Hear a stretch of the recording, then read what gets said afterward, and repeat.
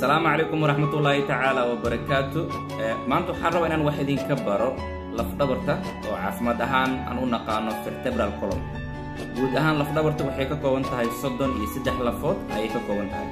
waxaa loo qaybiyaa 5 qayb oo kala ah cervical, thoracic, lumbar, sacral iyo cox. mid walba waxay leedahay tiro lafo gooni oo lagu yaqaano ay leedahay. haddaba aan fiirino lafta qaybta ugu horeysa waxaa loo yaqaanaa cervical. waa kan cervical internal isku yiraahdo oo kalarka calaamada guduudka saaran. waxay ka kooban tahay cervicalka 7 laf ayay ka kooban tahay sida aragtaan. waxaa ku xigo thoraciga. waa kan oo kalarkan buluuga saaran. thoracic wuxuu ka kooban yahay 12 lafood ayuu ka kooban yahay. waxaa ku xiga qaybta loo yaqaano lumbar. lumbar idin sidoo kale waxay ka kooban tahay tiraan 5 laf. waa qaybtan kalarka jaalaha aan saaray.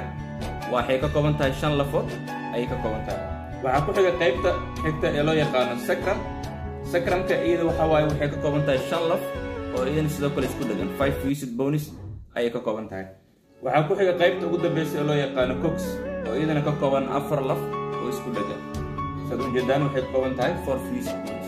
so guud ahaan markay aan isla fiirino waxaan dhahnay cervicalka waxay ka kooban tahay 7, thoraciga waa 12, sacrumka waxaan dhahnay 5, lumbarkana 5, coxigana waxaan dhahnay 4.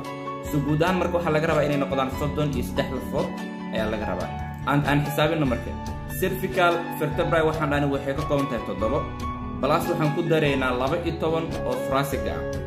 12 7 ku dar meeqa waaye 19 waaye. balaas waxaan ku dareynaa 5 oo lumbar ah. 19 5 ku dar meeqa waaye 24. balaas waxaan ku dareynaa 5 oo sacrum ah. 24 5 ku dar meeqa waaye 29 waaye. balaas waxaan ku dareynaa 4 oo coxi ah.